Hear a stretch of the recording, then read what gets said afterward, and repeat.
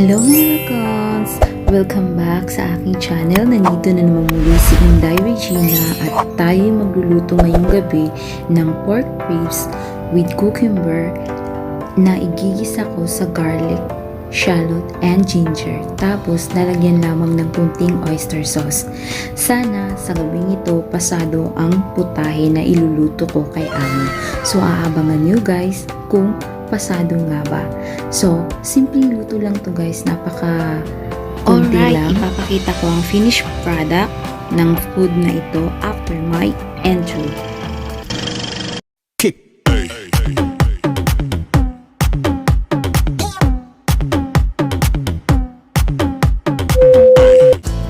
Okay, ito na nga po pala ang finished product ng ating niluto today. Ito ay cucumber with ribs na ginisa natin sa garlic, ginger, and shallot. At binilagyan ng kunting oyster sauce. So let's see kung pasado nga ba talaga kay Amo. Hindi na ako nakakuha ng video nilagay doon. Good luck sa atin ngayon kung pasado ba. Kinabahan na naman. Lagi-laging ganito kinakabahan. Sakit na nga. What, ma'am? Cucumber? This cucumber? Yeah, I just use the knife. The end. When I cut the bitter.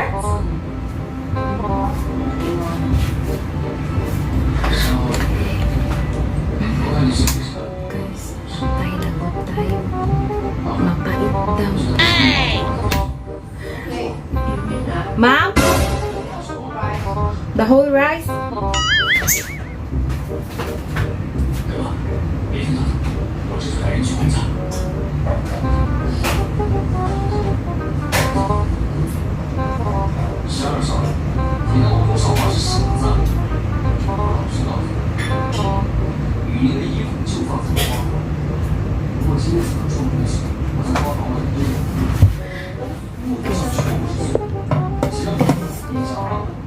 Nilagay ko po yung kanin kasi konti lang yung kanin na niluto natin. So nilagay natin. Yes, ma'am? Coming. Yeah.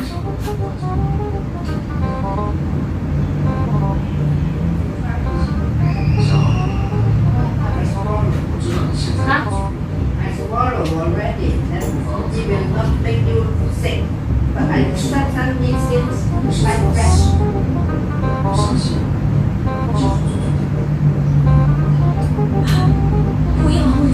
I think so. Is it fresh?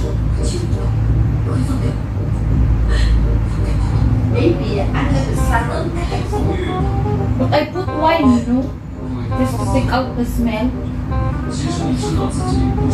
No,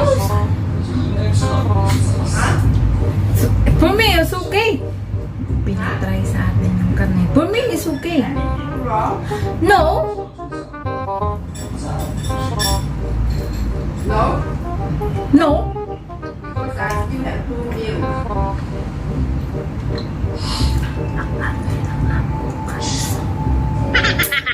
Ganun karne. Masarap naman guys.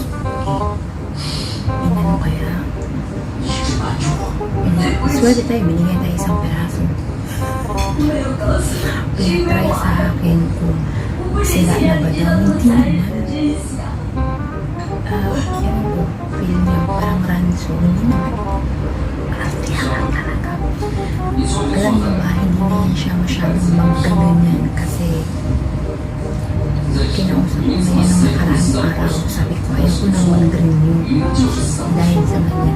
Kaya yun, hindi na siya masyadong nagre-reklamo. Titingnan natin mamaya kung maubos na yun.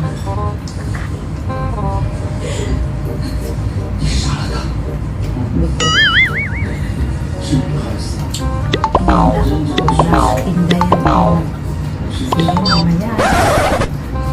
So, alright guys, this is it. Pugsit! So, ito.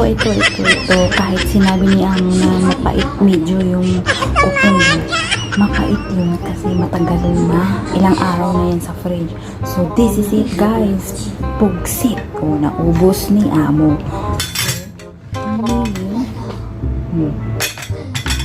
pasado tayo. Pasado nga ba tayo? Or talagang hindi lang nagreklamo si Amo dahil simula nung nagpaalam ako. Alright, welcome back. Ilang araw na tayong wala narinig masyado. Hindi na masyado si Amo nagdadak-dak. Kasi, share ko sa inyo, may content akong ginawa pero hindi ko pa nainit. Kasi simula nung sinabi ko sa kanya, ito talaga ang problema ko. Yung bumangan niya na nagre-reklamo, masyadong mareklamo sa pagkain.